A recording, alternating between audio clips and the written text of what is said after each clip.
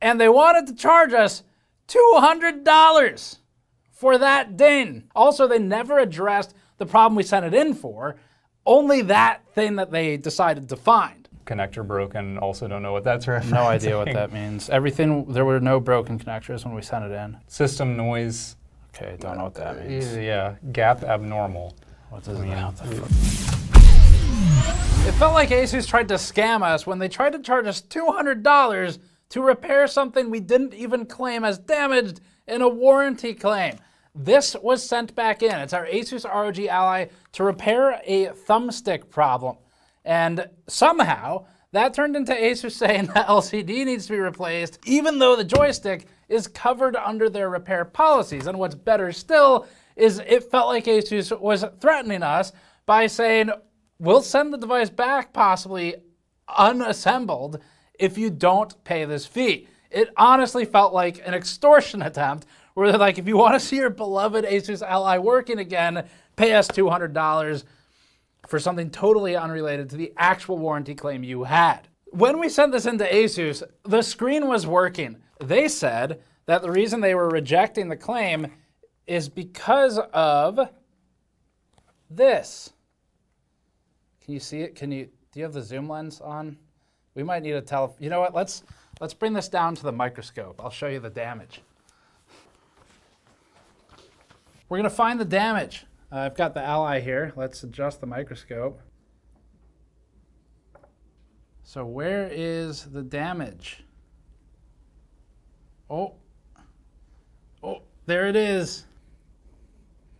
That's $200. And we're not alone in this, and we have evidence as always. Just this week, a user posted on Reddit noting that ASUS demanded $3,758 Canadian dollars to repair a 4090 video card, which the user paid $2,799 CAD for. The reason for the repair was a scratch in the housing of the connector. Not burning, not melting, not fracturing. Literally a scratch. The same problem we had with our Ally. This sounds like policy. And as quickly as possible, here are examples from our own viewers who have emailed us. March 26th, a viewer emailed us claiming ASUS cracked the chassis of their laptop when it was sent in for repair. The user has documentation supporting this. March 13th, a viewer emailed us stating that their new video card exhibited instability. ASUS replaced the device with a different damaged, refurbished device. February 19th, a viewer emailed us where ASUS rejected a motherboard RMA for quote-unquote customer-induced damage. The user believes ASUS damaged the board. February 1st, the user emailed us telling us about an ASUS RMA for a motherboard which ASUS remotely diagnosed as having memory issues. ASUS later quoted the user $190 for the repair of the $210 motherboard, citing quote-unquote physical damage after previously diagnosing a memory issue. December 21st, the user emailed us telling us about how their laptop was stuck in RMA hell for over a month. December 7th, a user emailed us where ASUS quoted them $2,658 to repair a laptop. The laptop is one of ASUS's special ones that ships with liquid metal pre-installed by ASUS. The liquid metal leaked. The user states they never opened the system, and ASUS denied the claim and demanded money to fix it. And we have at least 100 of these emails over the past several months alone, and this is a list we're showing now from May 2023 alone. Last time we did this with ASUS, featuring damaging devices in for repair and returning them, stating that 109 degrees for GPU hotspot is normal, it's not, and more. And ASUS clearly has a warranty problem. And today, all of that is what we're talking about, but we are fortunate enough to have our own experience with it. And it wasn't a good one. We sponsored our own undercover warranty investigation. If you want to directly fund the extreme lengths we've gone to lately for content and our continued independent coverage, grab this limited time gold and blue variation of our cyber skeleton foil shirt on store.gamersnexus.net. The shirt features a new fit and new colors, with a ribcage design made of computer components like cables, RGB LED strips, water cooling components, and a spine on the back made of MOSFETs, inductors, and VRM components. These shirts directly fund our in-depth reporting and ability to hold manufacturers accountable. You can also grab something like one of our heavy-duty silicone soldering and project mats. Head over to store.gamersnexus.net to pre-order the shirt today or grab one of our other items. So now 1 year later, almost exactly, since we last talked about ASUS's issues with its motherboards at the time, and then its warranty practices stemming from all of that, where we had attorney Vincent Augusta on the show to talk about some of his interpretation of it, we are back to blow the doors back open about what it's like to really be a customer of ASUS. This is our ASUS ROG Ally Z1 Extreme. We've had it for about just under 1 year actually, and we've bought 2 of these now. The other was the non-extreme device. In just 1 year since purchasing, our Z1 Extreme has had the following issues. The microSD card slot never worked and seemingly burned itself out. The left joystick on the X-axis stopped working and began drifting, which you can see in some of our footage showing mouse cursor movement on the desktop. And the battery has already lost 8% of its lifespan in just 1 year of extremely lightweight use. That's a lot of problems in 1 year, and 2 of those are inarguably not our fault. In fact, they are so not our fault that ASUS has made fixes for them part of their explicit warranty coverage. So anyway, we sent the Ally in, and before we did, because it seems like hundreds of you have complained to us about having similar issues, we decided to carefully photograph and document every single corner of our device and also get the internals of it documented. In addition to super high resolution photos, we also took microscope shots of the PCBs, the connectors, we logged the level of stripping on the screw heads, and we logged any damage of our own to the plastics. We also removed our SSD, because our advice to anybody sending a device in for repair of any kind is to remove the drives. This was also a good test of ASUS's processes and competence. Here's the timeline. First, we filed an RMA for the defective thumbstick, and this part is critical. We did this anonymously. They didn't know who we were. We're just a normal customer. And we also did not tell them about our broken microSD card slot, which, again, as a reminder, that is an ASUS problem, not an us problem. So that's important to this story because we wanted ASUS to discover it on their own if they were going to discover it. Here's how all this went down. First, we did some troubleshooting locally and swapped the thumbstick between our Z1 Non-Extreme and our Z1 Extreme. We found that this fixed the issue, indicating a defect in the PCB or the stick itself, so that's an easy repair for them. We then swapped it back to the original state, and our issue matched this one described on Reddit. On April 8th, we contacted ASUS customer support. We told them only that the left stick doesn't work. Here's our exact RMA form. Patrick filled this out. I asked him to pretend to be a relatively uninformed customer who only knows enough to know that the joystick isn't working right. This is part of our normal testing for warranties, so rather than acting as patient and well-informed customers leading them to the answer, we act as an uninformed user who is normally patient at first, but becomes frustrated as the company genuinely becomes frustrating to deal with, because that seems fair. So that's our process, and normally our view is if the company can survive that, it's kind of like a thermal torture test. It's like if it can pass this test, it can pass anything.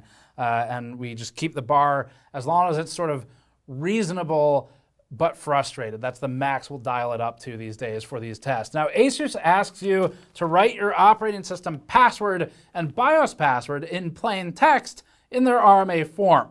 They do suggest that you just wipe those passwords instead, though. So instead of doing something insane, like writing a password on a piece of paper going in the mail, we ensured no passwords were on the device at all by removing them from BIOS and also taking the SSD out. ASUS is very clear in these things as well. They say, quote, ASUS is not responsible, all caps, to you or any third party for loss of data, including during the inspection process. This is another reason to remove the SSD. ASUS doesn't guarantee, they say, the original parts, which would include the SSD. Again, another reason to remove it. ASUS also tells you not to send in the device with anything that you might want back because they'll throw it away. They actually explicitly say that they will, quote, not be returned to you. Not that they might not be returned, but straight up that they won't be returned. So fair enough, they warn you, we kept the box and the accessories. We then fabricated a signature for our undercover alias, Pat Stain, operating in conjunction with Agent Beeve Sturk.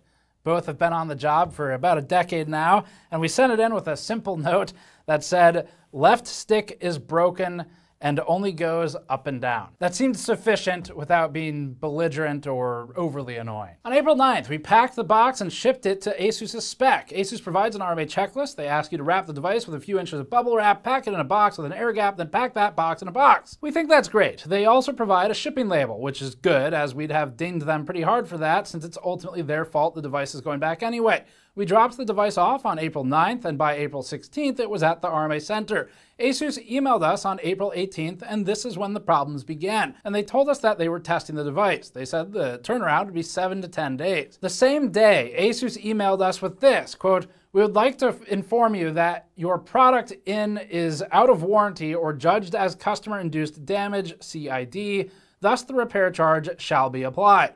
our service center will contact you with more detail. There was no way for us to respond to this. They don't have an option to reply. And in fact, the email was sent from a no reply mailbox, which if you reply to it, gets bounced as failed to send.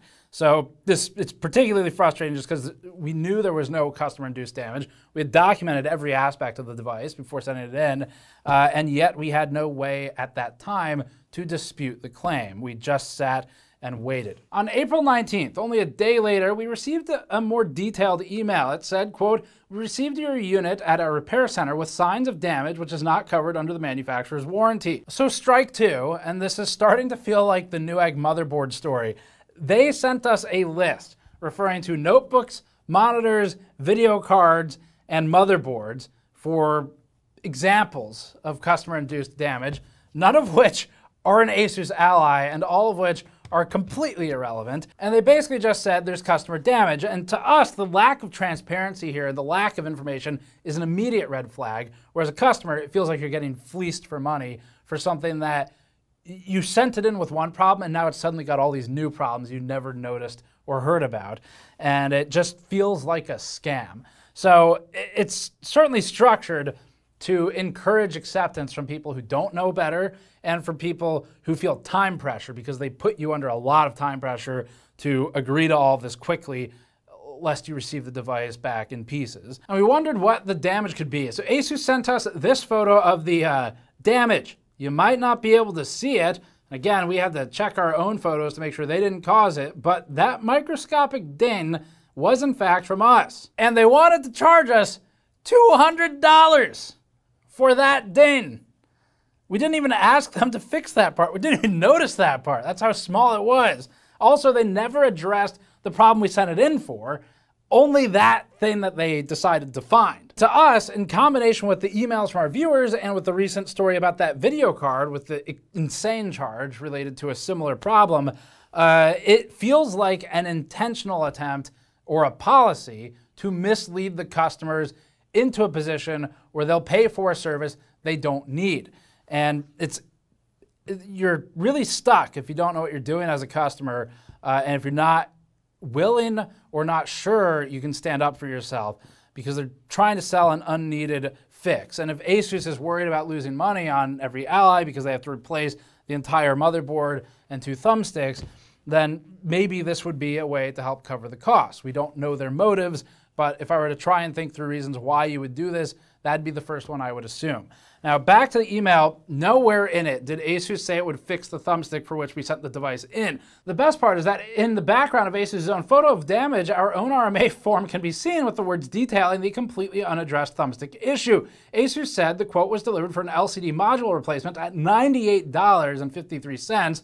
Labor for that was $60 and shipping was $20, because now they're claiming there's customer-induced damage, which means that they can try and scam us out of another $20 for shipping instead of being forced to eat the cost for their own stick defect that started this whole thing. So that's a clever way to avoid paying the shipping cost. There's some tax in there too, totaling $191.47. At this stage, they finally gave us the option to pay, reject, or dispute, and once again, nowhere in there did it mention the original issue or the microSD card issue that we knew existed but wasn't disclosed. Quote, "Please be advised that if payment is not received for repairs to the unit will be sent back unrepaired and may be disassembled. The liquid damage may prevent our repair team from reassembling the unit for return." Where did the liquid damage come? That came out of nowhere, unless the repair technicians are drinking a little bit while they're working on it. That would actually explain a lot. That might explain most of this. But we'd assume that the liquid damage thing is part of some form email that they just send to anyone. But that doesn't make it okay. It states the liquid damage in a very matter-of-fact way. And we think that is manipulative and accusatory. And this entire email reads to me like, if you ever want to see your Ally again, pay us, or we'll throw it through the window on your bed in pieces next time. Is that The Godfather? I think that's what that was. Now, we have a number of legal questions about this, and so I connected with Louis Rossman to ask if he knew anyone who could help inform us and educate the audience on your rights as a consumer for warranties. Magnuson-moss, for example, is one of the commonly cited acts, and what else you might be able to do. It sounds like we're going to have a part 2 to this. and it'll be a pretty interesting one. But for now, we need to finish these emails. So in the meantime, the rest of ASUS's email said this, quote, please note that if no action is taken with this quotation, your product will be returned to you unrepaired after 5 business days from the invoice date, end quote. However, ASUS also says that acceptance of the quote is required in 3 days and that the quote is only valid for 4 days. This creates intense pressure for the customer to accept because delays could result in a disassembled box of scrap being returned in the mail. ASUS also doesn't even guarantee it'll work. They say, quote, any out-of-warranty repair fee prescribed by ASUS and accepted by the customer is non-refundable and does not guarantee that repairs can be made. Continuing the timeline, we didn't respond for a few days. On April 22nd, we received a reminder that the invoice has been outstanding for 2 days now. ASUS again warns that the device will be returned unrepaired if we don't respond within 5 total days, even though the device has defects that ASUS caused with its own component choices. There is no presented option to reject the unnecessary paid-for repair and accept only a free repair covered under their own explicit policy. Fortunately, because their warranty policy is written and they are contradicting themselves, customers have some pretty substantial legal ammunition to be used against ASUS, and we'll talk about that more in a little bit. On April 22nd, we issued an RMA dispute. The dispute only allows 100 characters, so you really don't have much room to defend your case. We tried to send more detail, but a 100 character limit is pretty strict. To fully test ASUS, our dispute was written with the tone of a frustrated, uninformed customer, so it's intentional to read like this, and we accused ASUS of breaking our screen because their quote indicated a screen replacement despite us sending it in with a functioning screen. The same day, ASUS responded to the dispute with this, quote, our service team found case dent on your unit. The screen works fine. However, in order to replace the dent case, the whole LCD screen needs to be replaced as it is directly connected to the case. They are a whole part. Physical damage is excluded from the standard warranty coverage. If you would like to proceed with service, payment is required. Or we can proceed warranty repair for card reader joystick issue only and ignore the dent if you do not care about, end quote. On April 24th, we sent another frustrated email in reply and rejected the screen replacement. The same day, ASUS sent us a second reminder that our RMA will be automatically rejected if we don't pay up immediately. That this dispute we filed didn't pause the process of rejecting the RMA because it hadn't been paid for yet is insane.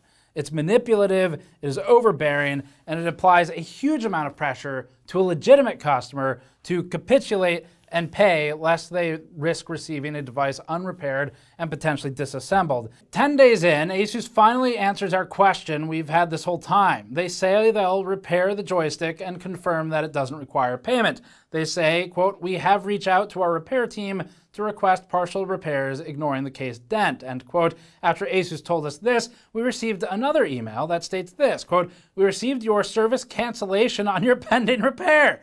We will proceed with returning your unit to you unrepaired, end quote. And the RMA number that they showed in this email was the only one we were ever issued. There were not separate RMA numbers for the out-of-warranty and in-warranty repairs. It's now unclear to us as customers what the hell ASUS is even going to do at this point. It's Schrodinger's RMA. The device is both repaired and unrepaired as long as you don't open the box. We ignored that email and we replied to the one prior that told us they'd fix the joystick. We replied with a simple okay, as there was no call to action and no questions. The next day, ASUS said this, quote, our team has indicated that they are able to proceed with the repairs of your product and ignore the cosmetic issues. As such, we discarded the quotation and you will receive a system-generated cancellation response, which should be ignored as repairs will resume. Now, as a reminder, this came after they sent that response, so we were in a period of confusion for about a day. Finally, on April 26th, ASUS says it generated a shipping label for return. We're still not sure if they fixed anything at this point.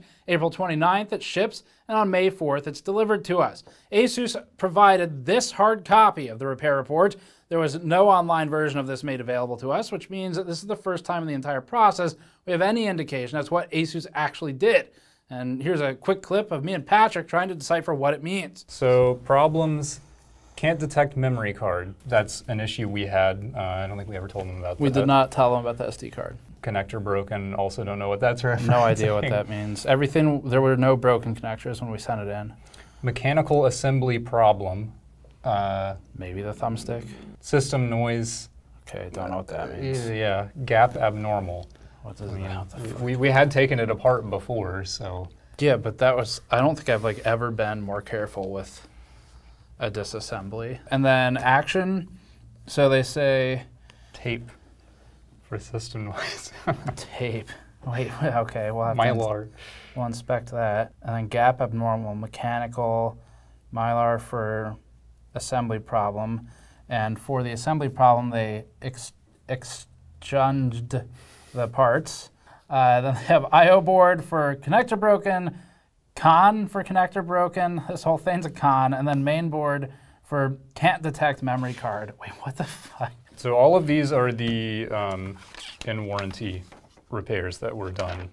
Yeah. Because they have a note here that we denied the screen replacement. Yes, we denied the unnecessary screen replacement. So here's the quick recap. The motherboard, both I/O boards, and both joysticks were replaced as part of the repair. On the report, these are all marked as ECN, which we think stands probably for Engineering Change Notice.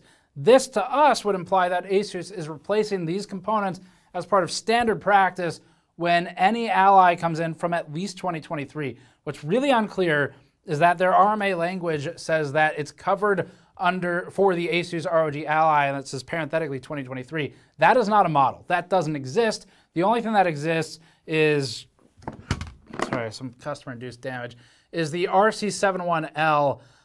There's no year signifier on it. Now, if we were to give them some leeway, maybe what they mean is manufactured in 2023. So it seems like they might be just replacing all those boards, or maybe those within a certain serial range. If that's true, it sounds like a soft recall that should have probably been turned into a real recall a long time ago, or at least done with active outreach to the customer. Now, barely more than a week ago, The Verge directly asked to ASUS, quote, has ASUS actually found a hardware fix for the faulty SD card readers? If someone RMAs their Ally to ASUS this way, will they get an SD card reader that no longer fails? To which ASUS responded, quote, our commitment is to assist all customers effectively. If any user suspects they're encountering issues with their products, we encourage them to reach out and make use of our RMA process as needed.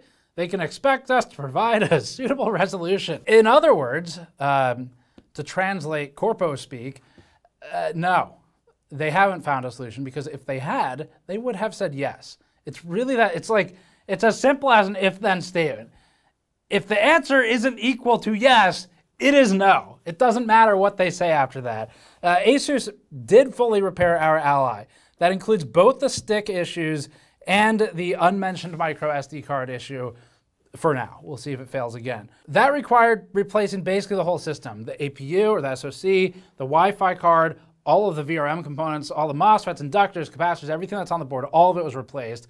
And it was only done after we fought them over a manipulative repair process that in the early stages of it, up until we finally got a resolution, it feels like it tries to guide customers into just accepting a $200 fee for the world's tiniest plastic divot. To replace the board and the sticks is most of the device. In fact, one of the only things they haven't replaced at this point is the screen, which is interesting because that's what they were trying to charge us to replace.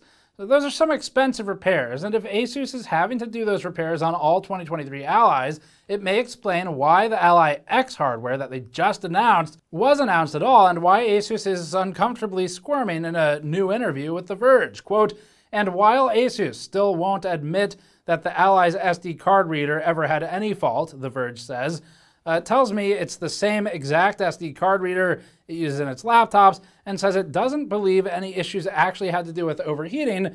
The Ally X will have a rearranged motherboard layout that sounds like it'll move it away from the system's vents. Subquote of ASUS to The Verge, they said, we don't want people to think that's what we had to do. We had to move things around the board to make them fit. It was just like, I can't believe someone who works for the company said that on the record and got quoted. That is probably the most defensive response I've ever seen to something like this in the press. Where they're like, yeah, we moved everything and it's not where the hot stuff is anymore.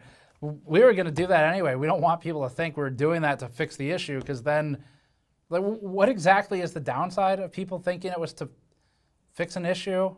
Unless maybe ASUS said something contradictory to that prior. I think they did, actually. That might be the downside. And if we hadn't pushed back and we hadn't documented our device carefully and exercised some basic rights, it is possible that ASUS could have twisted this and either made us pay $200 or put us in a position where, as a customer, you feel like you have to. The mark that ASUS used to justify a new screen was a side effect of us opening the Ally to remove the SSD anyway, because they say that they can't guarantee your data will stay on there. So claiming customer-induced damage for that mark could be a makeshift warranty void if removed sticker without saying it. In other words, the customer appears to have opened the device, so reject the claim. And if that's the case, that's where Rossman thinks, to quote him, it might be a bullshit way, can you tell Lewis said it, to skirt the Magnuson-Moss Act. And we'll have more about that in probably a part 2, where we're going to be speaking with some experts on the matter of all of this. But for part 1, couple takeaways. First of all, you can file FTC complaints, I've learned. There's a way to do this. We will link the form below for you. Some really basic stuff you fill in. But if any company, ASUS or otherwise, screws you in a warranty process in a way which is unfair or potentially fraudulent, then there's actually a form that, from what Louis Rossman was telling me, and from what some of his associates we'll speak with soon, were telling me, it sounds like the FTC takes that very seriously now. My understanding is that the fine is up to $37,000 per occurrence. This whole situation, this is unbelievably anti-consumer. I, at this point, have absolutely no tolerance for ASUS's behavior with this stuff, because last year we covered it extensively. And if you remember, the end of that series, it was not quite positive, but it was going from extremely negative up to neutral. It was on an uptrend. The reason is, at the end of the whole series, ASUS's then PR person sent me a 10-point plan where they said, here's what we're going to improve point by point. And it actually was pretty good. And so at that point, we reported it. We said, this sounds good, but we don't know. We need to wait and see, because it takes time to roll all these changes. We'll have to revisit it and test it again. That PR person has since quit their job and gone to a different company that, as I understand, they like working for more, which is also telling for the whole ASUS situation. And we are now 1 year later. ASUS has had time to make these changes, and they're still doing the same bullshit.